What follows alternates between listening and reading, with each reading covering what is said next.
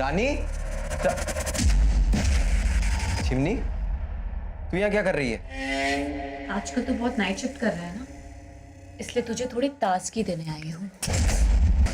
और तुझे पानी के लिए ना तेरी बेटी की वजह से मुझे एड़ी चोटी का जोर लगाना पड़ रहा है। बेशरम कहीं की, चल जा यहाँ से, जा। सच में जाओ?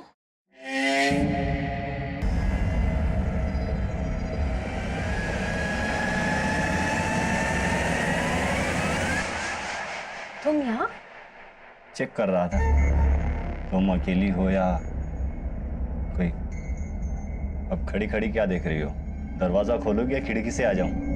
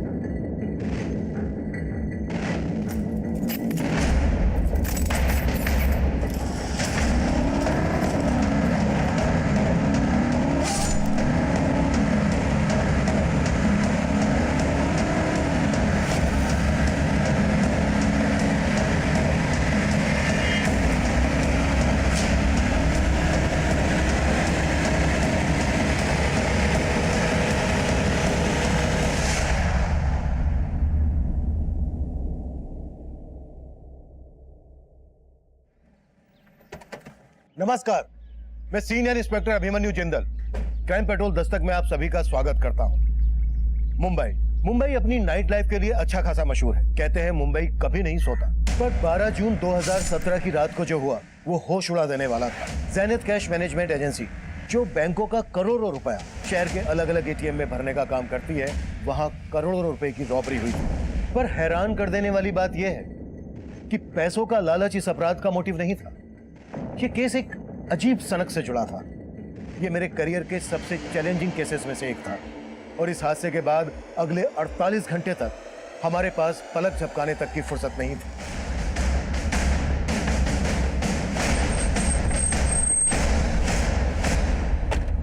सर, मैं यहाँ का रीजनल मैनेजर हूँ, प्रथमेश। सर, हमारे यहाँ क्यों लूट नहीं हुई, एक मर्डर भी हुआ सर। ये देखिए सर, ये अनमोल है, हमारे यहाँ गार्ड की नौकरी करता था सर। और इसके अलावा 2 और गार्ड थे सर जो बेहोश थे। वो कहाँ है? सर, हमने उन्हें हॉस्पिटल पहुंचा दिया। आप? मैं विक्रम सालुंखे, इस कंपनी का ओनर। आपका लॉकर रूम किधर है? आइए सर। विकास, बाहर देखो सर। 1 minute, don't touch. आप लोग यहीं वेट कीजिए।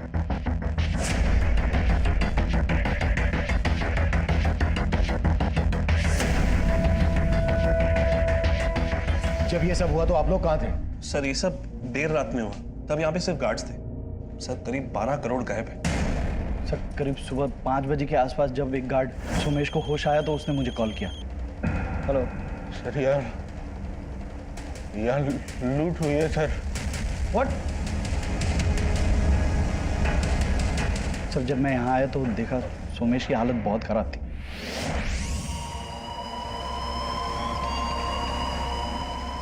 और रवि भी बेहोश पड़ा हुआ था सर, और एक गार्ड गायब था सर। एक गार्ड गायब भी है? कौन? माधव सिंह। सुबह से ही उसका फोन बंद है। मैंने प्रथमेश को भी उसके घर पे भेजा था, तब पता चला कि 10 महीने पहले ही वो उस एड्रेस से शिफ्ट हो चुका था सर। और सर, वो लोग सीसीटीवी का सारा फुटेज लेके चले गए। हमारे पास एक भी रिकॉर्डिंग नहीं है। जब 5 बजे आप लोगों को इस बारे में पता चला तो आपने तभी हमको इन्फॉर्म क्यों नहीं किया? सर, हमने सोचा कि जो लोग बेहोश हैं उनको पहले हॉस्पिटल पहुंचा दे, और फिर हमने सोचा कि काउंटिंग कर लेते हैं कि कितना कैश गायब हुआ है। इसी सब में थोड़ा टाइम लग गया सर। मतलब आप लोग क्राइम सीन को टेम्पर कर रहे थे? यहाँ पर सिर्फ लूट नहीं हुई है, एक मर्डर भी हुआ है। आप लोगों को पता है ना, क्राइम सीन पर जब तक पुलिस नहीं पहुंच जाए कोई भी चीज छूनी नहीं चाहिए। सर हमने बस अपनी तरफ से अपनी तरफ से क्या? क्या अपनी तरफ से? अगर मैं ये कहूं कि आप लोगों ने हमें देर से इन्फॉर्म इसलिए किया क्योंकि आप लोग भी इन्वॉल्व हैं, तो सर आप ये कैसी बातें कर रहे हैं? क्योंकि सही कुछ नजर नहीं आ रहा है। एक गार्ड माधव गायब है। 10 महीने पहले उसने अपना एड्रेस शिफ्ट किया। कहां पर शिफ्ट हुआ वो, ये आप लोगों को मालूम नहीं है। सर उसने एड्रेस चेंज किया तो हमें अपडेट नहीं किया सर। सर क्यों नहीं रख? एक मिनट, कोई भी चीज छोड़ना नहीं।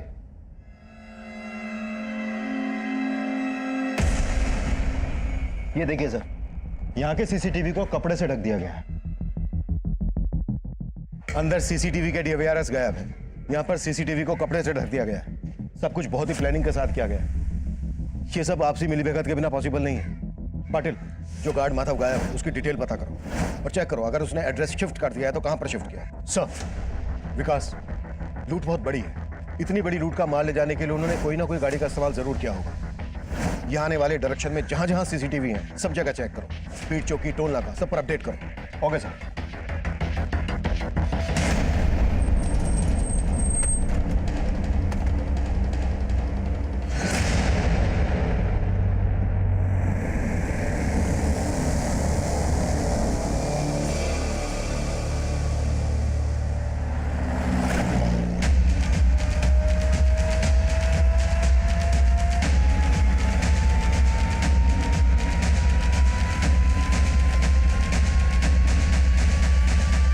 रॉबरी के लिए कौन रिस्पॉन्सिबल है और कितने रुपए की लूट हुई है यहाँ? देखिए, कंपनी 12 करोड़ का दावा कर रही है, लेकिन जब तक हमारी जांच पूरी नहीं हो जाती हम ये फिगर कंफर्म नहीं कर सकते। बोरीवली की जेनिथ कैश मैनेजमेंट एजेंसी में 12 करोड़ की लूट के बाद से यहाँ पे काम करने वाला गार्ड माधव सिंह फरार है और यहाँ के एक दूसरे सिक्योरिटी गार्ड की हत्या भी हुई है। पुलिस अपनी छानबीन में लगी हुई है। हम भी इन पर नजर बनाए हुए, पल पल की खबर जानने के लिए देखते रहे प्राइम टाइम।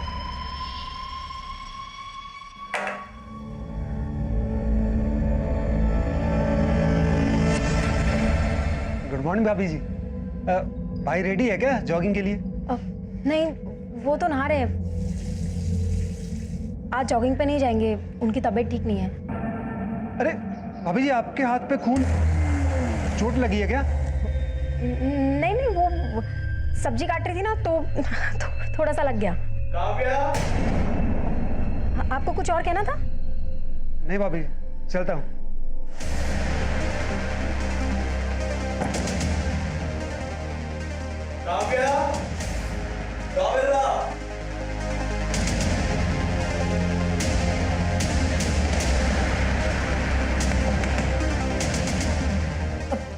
ये टॉवल पकड़ो। रानी, रानी बेटा दरवाजा खोलना। मैं नहीं खोलूंगी दरवाजा, अब चले जाओ यहाँ से। मुझे पता ही नहीं चला सर, कल रात क्या हुआ था। बस इतना याद है, करीब 12 साढ़े 12 बजे अनमोल ने सबके लिए चाय बनाई थी। अरे सोमेश भैया, आइए चाय पीजिए, दिन भर गेम खेलते रहते हैं यार। आ रहा हूँ। आइए आइए। रवि भैया, हाँ चाय पीजिए, मजा आ जाएगा। फिर माधव को किसी का फोन आया। फोन पे बात करने के बाद उसने भी चाय पी सर। चाय में ऐसा क्या मिला है बे? सर भारी भारी सा लग रहा है। सर चाय में कुछ मिला हुआ था सर, पता ही नहीं चला कब आँख लग गई, और जब आँख खुली तो मैंने देखा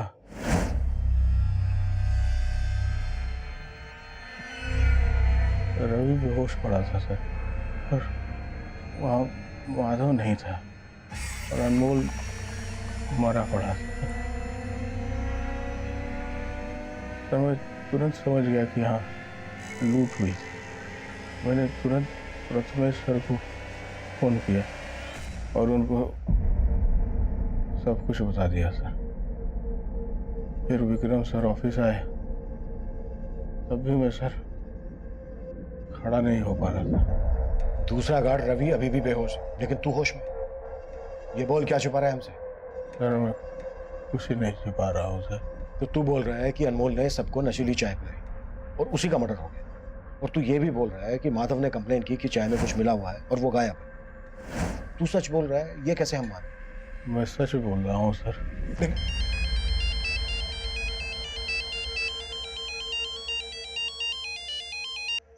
हाँ पटेल सर, मैंने कंफर्म किया, माधव ने जो ऑफिस में एड्रेस दिया था 10 महीने पहले तक वो अपनी बेटी और बीवी के साथ में वहीं रहता था, लेकिन 10 महीने पहले उसकी बीवी की मौत हो गई और वो कहीं और शिफ्ट हो गया।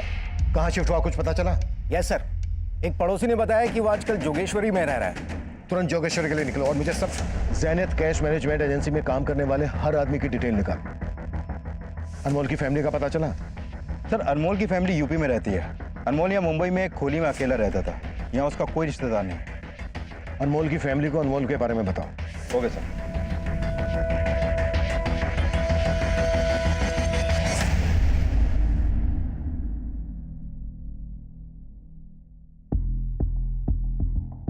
सुनिए, ये माधव का घर यही है?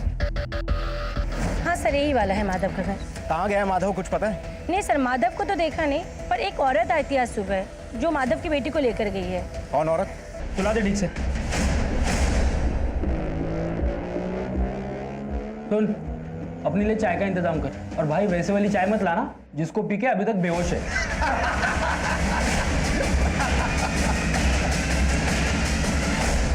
सर हमने ज़ैनत कैश मैनेजमेंट एजेंसी की तरफ जाने वाले हर रास्ते का सीसीटीवी चेक किया।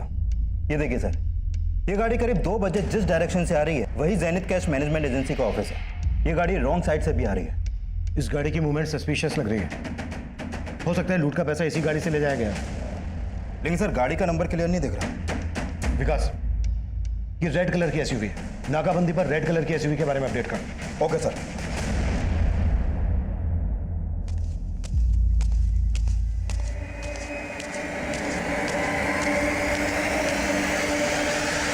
अरे क्या कर रही हो तुम?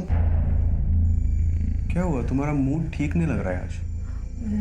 नहीं नहीं, मेरा मूड बिल्कुल ठीक है। काव्या, क्या हुआ? अरे तुम रुको यहाँ पे, मैं फर्स्ट एड बॉक्स लेके आता हूँ। अरे मैं लेके आती हूँ। अरे ला रहा हूँ ना मैं।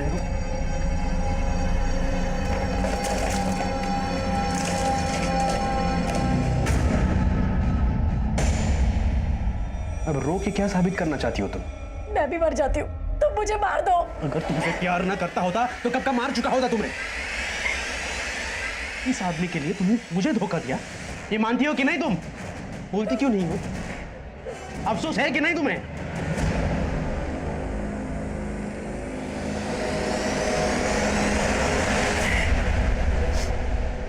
देखो तुम डरो मत, मैं हूं ना। मैं तुम्हें इस मर्डर चार्ज में फंसने नहीं दूंगा। सर माधव का एड्रेस यूपी के मऊ का है। मैंने मऊ पुलिस को अपडेट कर दिया, शायद वो लोग भागकर वहीं जाने की कोशिश करें। माधव के कॉल रिकॉर्ड से कुछ मिला? सर माधव का फोन कल रात करीब 2 बजे के आसपास बंद हुआ था। 2 बजे? 2 बजे के दौरान ही उस रेड एसयूवी को रोड पर देखा गया था। लेकिन सर वो एसयूवी वहां से किस डायरेक्शन में गई इसका पता नहीं चल पा रहा। और सर माधव के कॉल रिकॉर्ड में एक नंबर मिला है जो आज सुबह से बंद है। किसका नंबर है? सर ये नंबर एक चिमनी नाम की औरत का है। ये उसका फोटो सर। सर इस चिमनी का नंबर आगरा के एड्रेस पर रजिस्टर्ड है, लेकिन ये नंबर कल मुंबई में एक्टिव था और रात 11 बजे इसी नंबर से माधव को फोन किया गया था। मुंबई में चिमनी का फोन कहां पर एक्टिव हुआ था? जोगेश्वरी में। जोगेश्वरी में जहां चिमनी का फोन एक्टिव हुआ था वहां पर चिमनी और माधव के बारे में पूछताछ करो और यूपी पुलिस को आगरा भेजो चिमनी के एड्रेस पर। Okay sir. कुछ भी करूंगी ना, उसमें तो कुछ नहीं कर पाएगी। साला ये तो उठ ही नहीं रहा रे। कहीं नशे की चाय पी के टपक तो नहीं गया?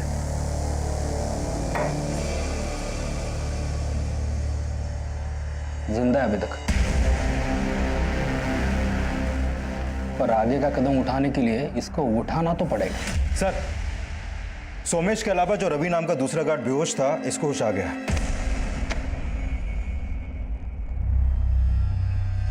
सर सोमेश सही कह रहा। अनमोल ने हम सबके लिए चाय बनाई थी और चाय पीने बाद मैं बेहोश हो गया था। लूट करने जो लोग आए थे वो कौन थे? साहब लूट ऐसा कुछ मेरे सामने हुआ ही नहीं। वो तो आज मुझे होश आया तो मुझे पता चला लूट का और अनमोल के मर्डर के बारे में। तू और सोमेश एक ही राह पलाप रहे हो। कहीं ऐसा तो नहीं है कि किसी ने तुम्हें पढ़ा के रखा है कि क्या बोलना है और क्या नहीं बोलना, और तुम सबका ये बेहोश होना भी एक साजिश का हिस्सा है? ऐसा कुछ नहीं, हम जो करें वो सही है साहब। ज़ैनत कैश मैनेजमेंट में हुई लूट के बाद आम जनता सोशल मीडिया के थ्रू कंपनी की काफी आलोचना कर रही है, पर पुलिस का दावा है कि इस मामले को जल्दी से जल्दी सुलझा लिया जाएगा। सर, इन दोनों के ब्लड में नशीली दवा के ट्रेसेस हैं, लेकिन अनमोल के ब्लड में इस तरह के कोई ट्रेसेस नहीं मिले। मतलब अनमोल ने वो चाय पी ही नहीं थी। रवि और सोमेश दोनों का कहना है कि अनमोल ने ही वो चाय बनाई थी और अनमोल ने ही चाय सबको सर्व भी की थी। इसका मतलब ये हुआ कि माधव के साथ साथ इस रॉबरी में अनमोल का भी हाथ था। लेकिन सर, मर्डर अनमोल का हुआ है और माधव फरार है, तो हो सकता है कि ये पूरा प्लान माधव का हो, जिससे हमारा ध्यान अनमोल पे जाए। और हो ये भी सकता है कि ये अनमोल माधव का या फिर किसी और का कोई ऐसा राज जानता हो जिससे क्रिमिनल्स को खतरा हो भी सकता है। विकास, इस अनमोल का भी बैकग्राउंड चेक करो। आई एम श्योर इसके मर्डर के पीछे कोई बड़ी साजिश है। सर, माधव का फोन अभी अलीबाग में ऑन हुआ है। ये नंबर अभी भी वहीं एक्टिव है।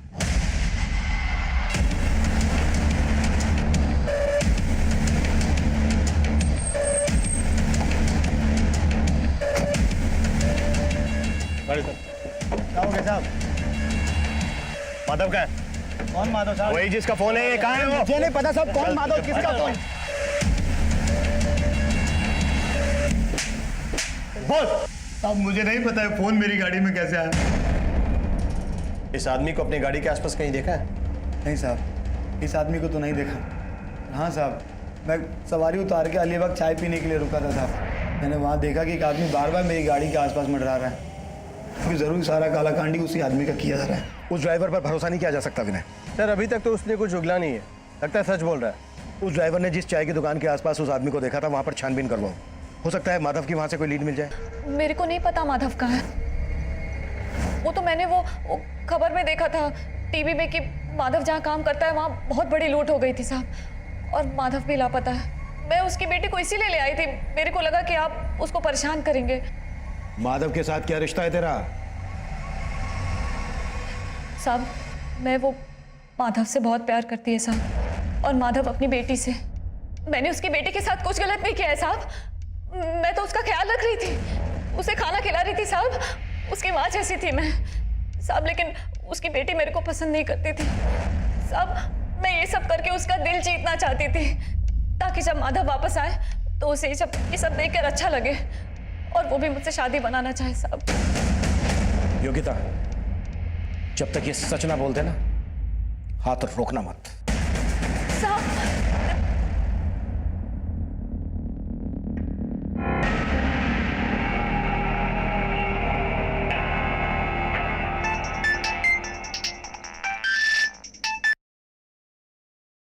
हेलो प्रथमेश सर, हम माधव बोल रहे हैं। वो आपने जैसा कहा था, हमने सारा 12 करोड़ ठिकाने लगा दिया है। साले माधव, तू गाली मत दीजिए सर, वो गलती हुआ जो अनमोल को मार दिया। अभी आगे बताइएगा क्या करना है, हम आपको थोड़ी देर में फोन करते हैं। सर, हमने ज़ैनित कैश मैनेजमेंट एजेंसी के एम्प्लॉयज़ के बारे में पता किया। सर, इस माधव ने 3 साल पहले इस एजेंसी को ज्वाइन किया था, और इससे पहले ये जिस कंपनी में था वहाँ के लोग इसके बारे में अच्छा ही बोल रहे हैं। प्रथमेश भी माधव की ईमानदारी के बारे में बखान कर रहा था। लेकिन सर, इस प्रथमेश का बैकग्राउंड भी क्लीन नहीं है। इससे पहले जिस कंपनी में था वहाँ के कैश वैन से 3 करोड़ रुपए की लूट हुई थी, जिसकी वजह से इसे उस कंपनी से निकाल दिया गया। फिर इसने अपनी कंपनी शुरू की, जो बहुत जल्द बंद हो गई। उसके बाद इसने ज़ैनित कैश मैनेजमेंट एजेंसी को ज्वाइन किया, और अब यहाँ भी 12 करोड़ की लूट हुई। मैं पहले से ही कह रहा हूँ कि बिना अंदर की मिली भगत के इतना बड़ा कांड पॉसिबल ही नहीं।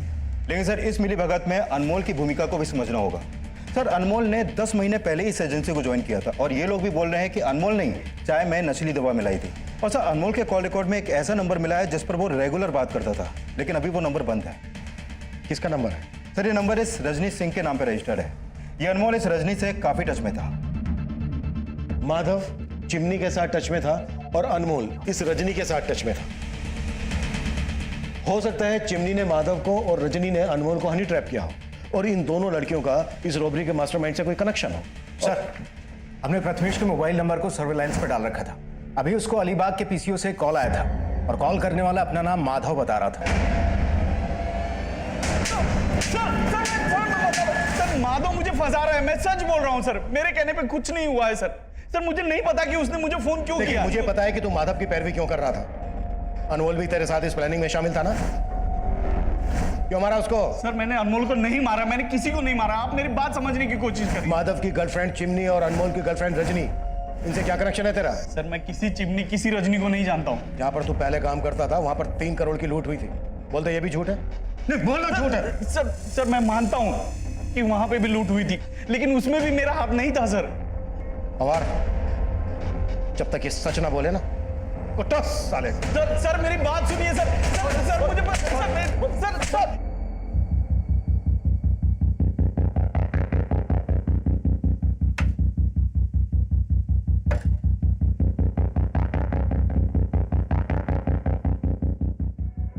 सुनिए, एक मिनट आएंगे जरा। जी ये रजनी यहीं रहती है? जी कहाँ गई है कुछ पता? सर ये तो नहीं मालूम, लेकिन हाँ परसों शाम को मैंने उनको सामान ले जाते हुए देखा है। देखकर तो लग रहा था शायद वो कहीं बाहर गांव जा रही है। ये रजनी के अलावा और कोई भी रहता है? नहीं, वो अकेली ही रहती थी। ठीक है, thank you. Rajni security guard Anmol की गर्लफ्रेंड थी, वही अनमोल जिसका रॉबरी के दौरान मर्डर हुआ था। और रजनी चिमनी, माधव और प्रथमेश के बाद प्राइम सस्पेक्ट बनकर हमारे सामने आई थी। और अब माधव के साथ साथ हमें रजनी की भी तलाश थी। रजनी को ढूंढने के लिए हम मुंबई के taxi, auto, bus stand, railway station, हर उस एरिया को स्कैन कर रहे थे जहां से वो शहर छोड़कर भाग सकती थी। वहीं माधव का पता लगाने के लिए हम अलीबाग के उस पीसीओ वाले एरिया को भी खंगाल रहे थे जहां से प्रथमेश को कॉल किया गया था। चिमनी और प्रथमेश से की गई लगातार पूछताछ के बावजूद भी कोई कामयाबी हमारे हाथ नहीं लगी। और अब जो इन्फॉर्मेशन हमारे सामने आई उसने फिर से हमारी सारी कोशिशों को नाकाम कर दिया। सर, मैं कॉल बैक करता हूँ। माधव की लाश मिली है अलीबाग में, और अलीबाग के पीसीओ से माधव ने ही प्रथमेश को कॉल किया था। ये हमें भटकाने की कोई चाल लग रही है मुझे। अब इतना तो साफ है कि इस गेम का असली खिलाड़ी कोई ऐसा है जिसने माधव और अनमोल का इस रॉबरी में अपनी ढाल बनाने के लिए इस्तेमाल किया था। सर, वो जो कोई भी है उसका मकसद प्रथमेश को फंसाना हो सकता है, क्योंकि मुझे नहीं लगता कि यह प्रथमेश पूरे प्लान का मास्टरमाइंड है, क्योंकि उसे पता तो होगा ही कि उसका फ़ोन हमारे सर्विलेंस में है। तो वो इतनी बड़ी गलती तो करेगा नहीं कि किसी क्रिमिनल से अपने ही फ़ोन पर बात करे। तो मुझे लगता है कि इन सब के पीछे रजनी का हाथ है। रजनी इन्वॉल्व तो है इसमें। एक बार रजनी हमारे हाथ लग जाए उसके बाद मास्टरमाइंड भी हाथ में आ जाएगा। हाँ पाटिल सर, अभी कंट्रोल रूम से फोन आया था। हमारे एरिया में एक आदमी की डेड बॉडी मिली है।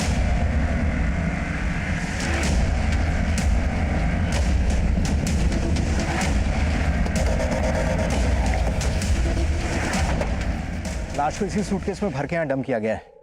सर पर किसी ने भारी चीज से वार किया है। हमारी सारी टीम 12 करोड़ के रॉबरी केस पे लगी हुई है और अब ये मर्डर केस। विकास, एक टीम बनाओ, इस केस पे लगा दो, मुझे अपडेट देते रहना और पता करो ये कौन है। शायद इसकी मिसिंग कंप्लेंट किसी थाने में फाइल की गई हो। Right sir. आईपीएस बनने का सपना था ना तुम्हारा, लेकिन तुम एग्जाम भी नहीं दे पाई।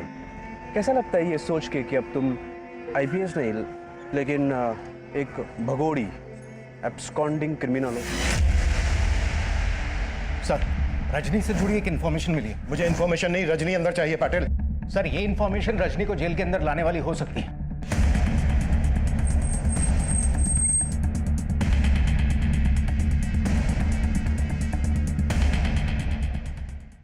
ये लाश जो हमें लावारिस हालत में मिली थी, इसकी कहीं कोई मिसिंग कंप्लेंट दर्ज नहीं है, लेकिन मैंने उसका बायोमेट्रिक्स करवाया था। इसका नाम रजत वागले है, बोरीवली के LIC कॉलोनी का रहने वाला है। इसके घर पर जाओ, देखो कुछ ना कुछ हाथ जरूर लगे। सर,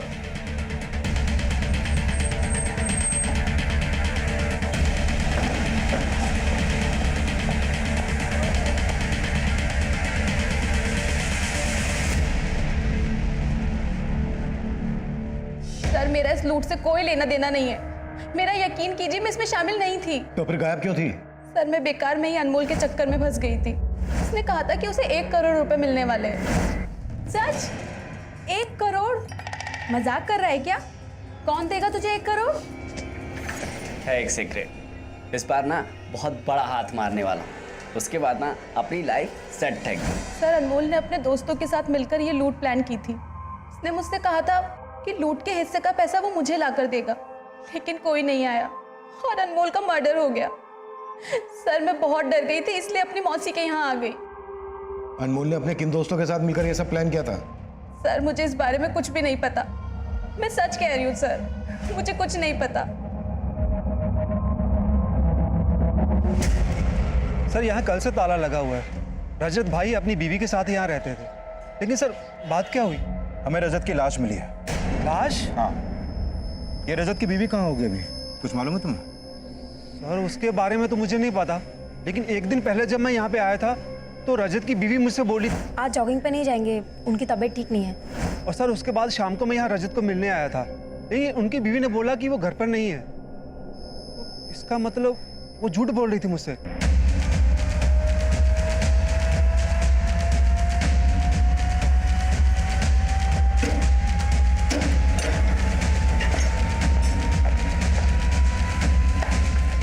पूरा घर सर्च करो, एक भी कमरा ना छूटे।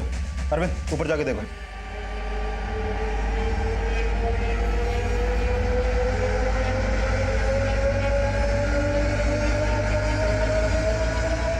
ये रजत की वाइफ? जी सर, ये रजत की वाइफ और ये रजत है। सर रजनी अब भी वही बोल रही है कि अनमोल के साथ उसके किसी दोस्त ने ये रॉबरी प्लान की थी, लेकिन माधव के अलावा तो किसी ऐसे दोस्त का पता नहीं चला है जिस पर शक किया जा सके। हाँ विकास, रजत की बीवी गायब है और उसके घर से ब्लड ट्रेसेस भी मिले हैं और पड़ोसियों से पूछताछ में पता चला है कि काव्या के साथ कल यहाँ एक आदमी भी देखा गया था। हो सकता है ये कोई एक्स्ट्रा मैरिटल अफेयर का एंगल हो।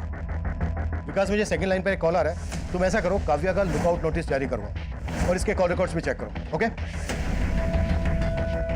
Hello, what? पूनम में कहा?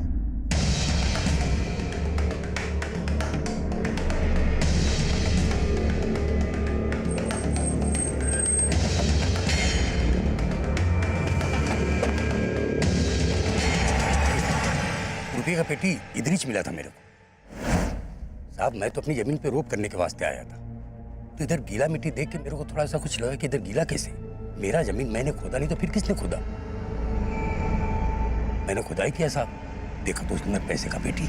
मैं तो सोच में पड़ गया कि मेरी जमीन पे इतना पैसा किसने गाड़ा। साहब इतना पैसा देख के तो एक बार मेरे दिल में भी थोड़ा लालच आ गया था, लेकिन साहब उसके अंदर उसके ऊपर मैंने कंपनी का नाम देखा लिखा हुआ और पेपर में पढ़ा था मैंने कुछ कंपनी में चोरी बिरी कैसा पढ़ा था, वो हिसाब से फिर मैंने आपको खबर किया। आपको इसका जरा भी अंदाजा नहीं है कि कोई आपके खेत में इतना सारा पैसा क्यों गाड़ेगा? मैं क्या बोल सकता हूँ साहब, मेरे को तो कुछ समझ में नहीं आ रहा है। सर पुणे पुलिस ने उस ट्रंक के कैश की काउंटिंग की, उसमें तकरीबन 6 करोड़ रुपया था, जबकि लूट हुई 12 करोड़। पाटिल, इससे भी बड़ा सवाल यह है कि रॉबर्स ने इतना सारा पैसा यहाँ पर क्यों और किस मकसद से गाड़ा? हो सकता है वो इसी एरिया का रहने वाला हो और यहाँ पर रहकर इस पर नजर रख रहा हो। एक काम करो पाटिल, इस एरिया का डंप डेटा निकलवाओ, हो सकता है कोई ऐसा नंबर हाथ लग जाए जो रॉबरी के वक्त मुंबई में एक्टिव हो। सो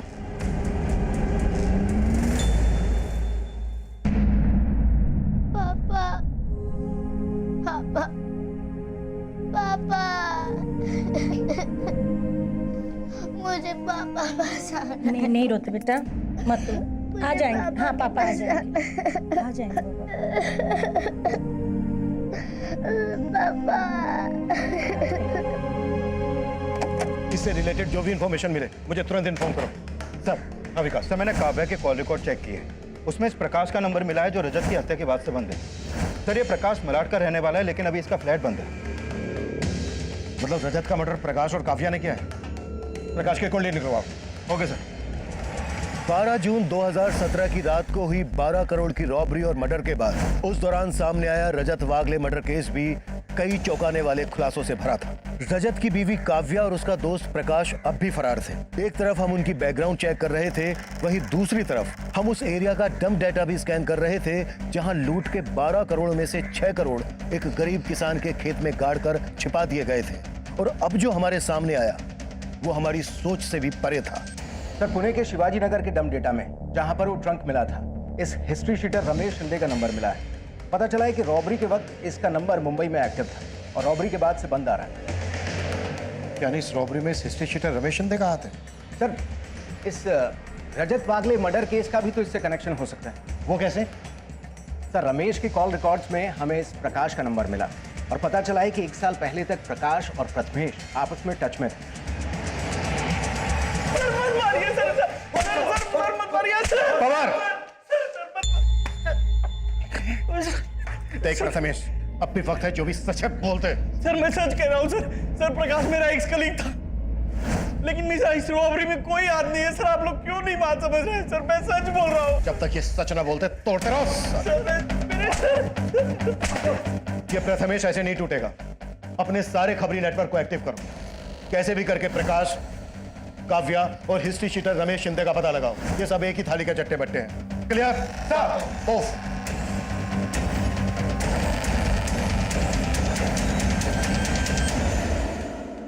इस केस को जल्द से जल्द क्रैक करने के लिए हमने अपने खबरी नेटवर्क को बड़े पैमाने पर फैला दिया। क्रिमिनल्स तक पहुंचने का हर जरिया अंधेरे में तीर चलाने जैसा लग रहा था, लेकिन जल्द ही हमारे खबरी ने हमें उस टारगेट तक पहुंचा दिया जो इस खेल का महज एक मोहरा था। हमें हिस्ट्री शीटर रमेश शिंदे और उसके आदमियों की टिप मिली और हमने उन्हें धरने में तनिक देर नहीं लगाई।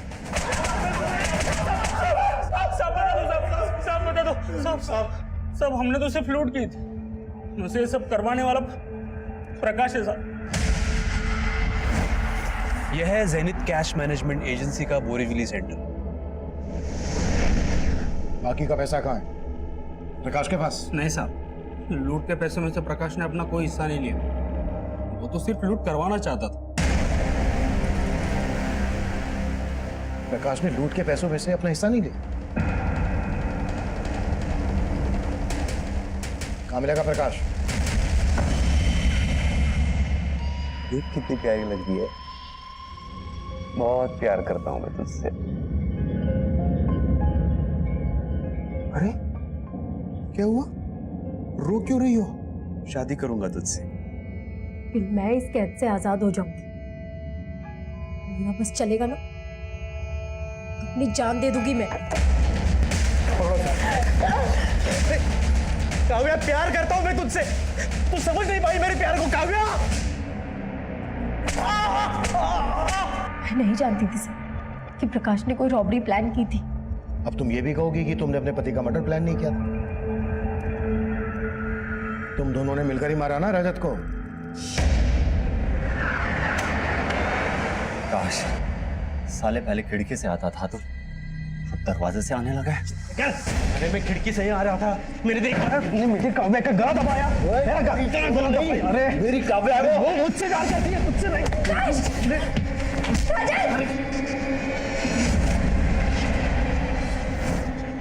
कब से जानती हो तुम प्रकाश को? शादी के पहले से मैं और प्रकाश एक दूसरे से प्यार करते थे, लेकिन मुझे ये समझ आ गया था कि मेरा और प्रकाश का कोई फ्यूचर नहीं, इसलिए मैं उससे अलग हो गई। हाँ, मैंने उस एजेंसी से 12 करोड़ रुपए लुटवाए, उस अनमोल को मरवाया, उस माधव को भी मरवाया, लेकिन मैंने किसी को नहीं मारा।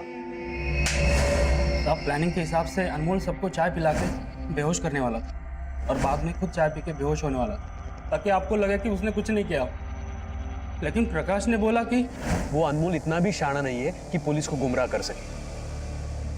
खत्म कर दो उसको, और हाँ, एक गार्ड को वहां से उठा लेना। और इसलिए हमने माधव को वहां से उठाया था साहब। प्रकाश का प्लान था कि आपका शक माधव पे जाए, उसी के कहने पे हमने माधव से प्रथमेश को फोन किया। तूने इतना कुछ किया, फिर भी 12 करोड़ की लूट में से अपना हिस्सा नहीं लिया। ये करके क्या साबित करना चाहता था तू? मैं उस प्रथमेश से बदला लेना चाहता था सर। सर, मालाड में मैं जिस कंपनी में काम करता था वहां प्रथमेश मेरा बॉस था। काव्या भी वही काम करती थी। मैं काव्या से बहुत प्यार करता था। पता नहीं अचानक क्या हुआ, उसके घर वाले उसे लेके पुणे चले गए और मेरा और काव्या का मिलना बंद हो गया। मैंने प्रथमेश से कहा कि मेरी भी ट्रांसफर करा लो अपने पुणे के ऑफिस में, लेकिन वो माना ही नहीं।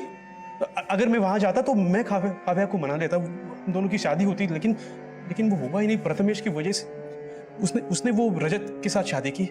उस प्रथमेश की वजह से ना काव्या मेरी जिंदगी से चली गई। जुनून जब किसी इंसान के सर चढ़ जाए तो वो सही गलत का फर्क भूल जाता है। ये काफी हैरान कर देने वाला था कि 12 करोड़ की लूट करने वाले मास्टरमाइंड प्रकाश ने अपने लिए कोई हिस्सा नहीं मांगा था, जबकि इतनी सारी रकम देखकर एक ईमानदार आदमी की भी नीयत डोल सकती है। वहीं आज हमारे देश में उस गरीब किसान गणेश जैसे लोग भी हैं जिनकी ईमानदारी से हमें सबक लेना चाहिए। लेकिन इस केस में माधव ऐसे षड्यंत्र में मारा गया जो उसकी बेटी रानी के अनाथ होने की दुखद दास्तां बन गई। अब मैं सीनियर इंस्पेक्टर अभिमन्यु जिंदल आप लोगों से विदा लेता हूं। आपसे फिर मुलाकात होगी एक नए केस के साथ। देखते रहिए क्राइम पेट्रोल दस्तक। मकसद बताना नहीं, बचाना है।